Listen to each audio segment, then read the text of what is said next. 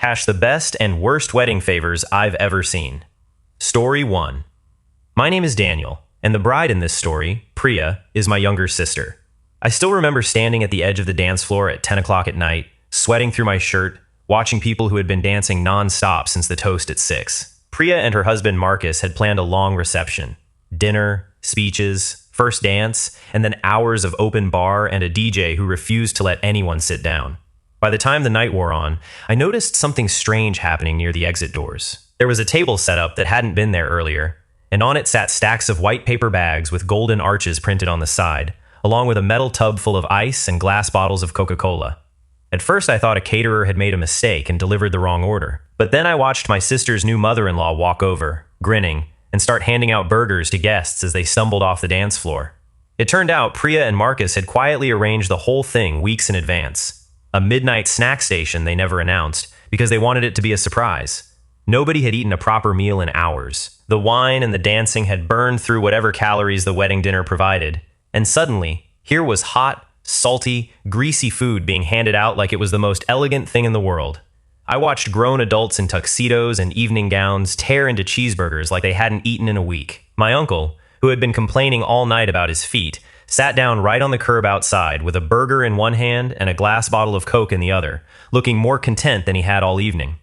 Even the band members, packing up their instruments, grabbed a couple of bags on their way out. I overheard one of Priya's coworkers say it was the best decision she'd seen at any wedding, better than any fancy dessert bar or champagne tower. What struck me most was how simple the idea was. Weddings can get so complicated. Florists, seating charts, custom calligraphy on place cards, that people forget the most basic thing a host can do for tired, hungry guests is feed them something comforting. My sister didn't need a 5-tier cake with edible gold leaf to impress anyone that night. She needed grease, salt, and cold soda at the exact moment everyone needed it most, and she nailed the timing perfectly. Looking back, I think that's the mark of thoughtful hosting, knowing your guests well enough to predict what they'll actually want, not just what looks good in photos. A midnight snack run is not glamorous. It won't end up in the wedding album on its own merit. But ask anyone who was there that night what they remember most fondly, and I'd bet good money more than half of them mention the burgers before they mention the vows. It taught me that sometimes the most memorable gesture at a big, expensive event is also the cheapest and most practical one, because it shows the host was actually paying attention to how their guests felt in real time, not just how the event looked on paper. I still tease Priya about it sometimes, telling her she should franchise the idea. She just laughs and says she'd do it again in a heartbeat. Sometimes the best wedding gift isn't a gift at all. It's just someone remembering that at the end of a long night, everyone just wants to feel a little bit taken care of. Next, though, I want to tell you about a wedding where the sentimental gesture wasn't about food at all, but about a stack of quiet, handwritten memories waiting at every single seat. Story 2. I'm Hannah, and I was invited to the wedding of my college roommate, Ines, when she married her partner, Sophia, last spring. I'd known Ines for almost 8 years by that point, through late-night study sessions, breakups, career changes, and eventually watching her fall in love with someone who made her genuinely happy for the first time in years. So when I got the invitation, I already knew it would mean something to me. What I didn't expect was how much thought had gone into the smallest detail on the reception tables. When I found my seat, there was a small card sitting on top of my napkin. At first glance, it looked like a simple wedding favor, maybe a thank you note printed in bulk the way most couples do. But when I picked it up, I realized it was an actual photograph. A real photo of me and Ines together, taken years earlier during a spring break trip we'd gone on in our 20s.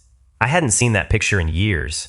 I didn't even remember someone taking it. On the back, in Ines' own handwriting, was a short note reminding me of the night the photo was taken, referencing an inside joke between us that I hadn't thought about in ages, and thanking me for being there for her through everything since. I looked around the table and realized every single guest had something similar. A different photo, a different memory, a different handwritten note, each one specific to that person's relationship with Ines and Sophia. My cousin, who barely knew the couple and had only met them a handful of times, got a photo from the one dinner they'd all had together 2 years earlier, with a note thanking him for driving 4 hours to be there. Nobody at that table had the same card. It wasn't a template. It was clearly the product of the couple sitting down together, going through years of photos and writing dozens of individual messages by hand. I later found out from Sophia that it had taken her and Ines nearly 3 months to put it all together, working on it a little at a time after work most evenings. They dug through old phones, social media archives, and even asked a few mutual friends to send pictures they didn't have. It wasn't cheap either, since printing that many custom photo cards adds up. But the cost wasn't really the point. The point was that every guest walked away feeling individually seen and remembered, rather than like one face in a crowd of 150 people. Most wedding favors get left behind on the table or tossed in a junk drawer within a month. Mine is still on my refrigerator. I've moved apartments twice since that wedding, and it has come with me both times, tucked carefully between recipe magnets and grocery lists. That's the real difference, I think. A generic favor is meant to be seen once and forgotten, while a personal one is meant to be kept and revisited. What I took away from that night is that the most meaningful gestures aren't always the most expensive ones. They're the ones that require the giver to actually think about the receiver as an individual person with a shared history, rather than as a name on a guest list. It's a lesson I've tried to carry into my own life since, even in small ways, like remembering specific details when I write birthday cards now instead of defaulting to generic phrases. But not every thoughtful gesture at a wedding is quiet and sentimental. The next story I want to tell you about is a lot more practical, and it saved an entire dance floor full of women from sore, blistered feet. Story 3. My name is Grace, and the bride in question, Meredith, is my best friend since middle school. I was one of her bridesmaids, which meant I had a front row seat to just how much thought she and her husband Owen put into every part of their wedding day. Most of the planning conversations I remember were about flowers, seating charts, and whether the DJ should take requests. What I did not expect was a conversation, about 2 months before the wedding, where Meredith asked me seriously, "What size shoe do you wear, just in case?" I didn't think much of it at the time. It wasn't until the reception itself that I understood what she'd been planning. Right at the edge of the dance floor, tucked discreetly near the DJ booth, sat a large woven basket overflowing with flip-flops in every size imaginable, from small enough for a preteen cousin to large enough for Meredith's 6-foot-tall aunt. By 9 o'clock, half the women at the wedding, myself included, had kicked off their heels and traded them in for a comfortable pair of sandals so we could actually dance without wincing every time we landed wrong on the hardwood floor. It didn't stop there, either. Earlier in the evening, every guest had received a small welcome bag at their hotel room, and inside was a mix of things clearly chosen by someone who had actually thought through what a full day of celebrating in the summer heat would involve. There was a small bottle of sunscreen for the outdoor ceremony, a folding paper fan for anyone who got warm sitting in the sun, a bottle of electrolyte powder to mix into water, and a small packet of pain relievers that, judging by the little handwritten label taped to it, were clearly meant to double as a hangover remedy the next morning. I remember laughing about it with the other bridesmaids at the time, joking that Meredith had basically packed us an emergency survival kit disguised as party favors.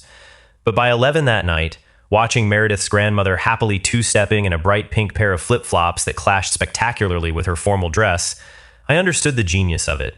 Nobody cared that it didn't match. Everyone was too busy actually having fun, unencumbered by blisters or dehydration or the beginnings of a headache from one too many glasses of champagne. The next morning, several of us compared notes over breakfast, and more than one person admitted the electrolyte packet from the welcome bag had genuinely helped them function well enough to make the send-off brunch on time. It's such a small, unglamorous thing to think about when planning what is supposed to be the most romantic day of your life, but it made an enormous difference to everyone who attended.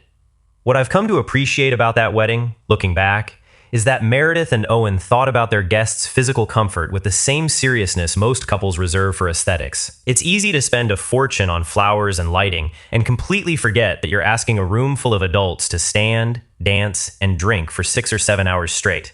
The couples who plan for that reality, rather than just the photographs, tend to throw the weddings people actually remember fondly rather than just admire from a polite distance. Not every clever idea at a wedding has to be sentimental to be memorable. Sometimes it's genuinely useful. And speaking of useful ideas that guests actually get to keep using, the next story is about a wedding favor that never even made it home in its original form, because it was eaten and drunk before anyone left the building. Story 4. I'm Teresa, and I've known the groom, Adam, since he was a kid, back when I used to babysit him and his younger sister every summer growing up. So when he got married to his college sweetheart, Layla, in Maryland a few years ago, I was thrilled to be invited, even though by then Adam was well into his 30s and I hadn't seen him in person in a while. What struck me almost immediately, walking into the reception hall, was a small station set up near the bar, decorated simply but clearly with intention, with little glass jars lined up in neat rows. Each jar had a handwritten label that read Old BAE, a playful pun on Old Bay seasoning, which anyone from that part of Maryland will recognize instantly as a beloved regional spice blend used on crab, fries, and honestly, almost anything savory. Underneath the pun, in smaller print, was a note explaining that the seasoning inside had been custom mixed in honor of Adam and Layla's wedding, along with their names and the date. I picked one up expecting it to be some kind of decorative prop, the type of thing that looks nice on a table but that nobody actually uses, and instead found out it was real, usable Old Bay seasoning, generously portioned, clearly meant to be taken home and put to use in an actual kitchen. By the end of the night, I noticed the display was completely empty. Not a single jar remained on the table, and I later heard from Layla's mother that they'd ordered what she thought was an excessive amount, worried they'd be stuck with boxes of leftover seasoning jars sitting in someone's garage for years. Instead, guests were taking 2 and 3 jars each, some clearly planning to give extras to family members who couldn't attend the wedding. It reminded me of another wedding I'd been to a couple of years earlier, thrown by a young couple who had partnered with a small local coffee roaster to create a custom blend named after their soon-to-be-shared last name. That coffee was served fresh at the reception itself, brewed and poured throughout the cocktail hour, and small bags of the same beans were sent home with every guest as a favor. I still had half a bag of that coffee sitting in my pantry a full year later, and every time I made a pot of it, it brought me right back to standing in that reception hall, watching the couple's first dance. What both of these weddings taught me, watching them a few years apart, is that consumable favors solve a problem almost every other kind of favor creates. A magnet, a keychain, a tiny picture frame. These things are sweet in the moment, but almost always end up forgotten in a junk drawer within a few weeks, more out of guilt than genuine attachment. Food and drink don't have that problem. They get used, they get enjoyed, and then they're simply gone, leaving behind only a pleasant memory rather than clutter. I've started recommending this idea to every engaged friend who asks me for favor ideas now. It doesn't have to be expensive or elaborate.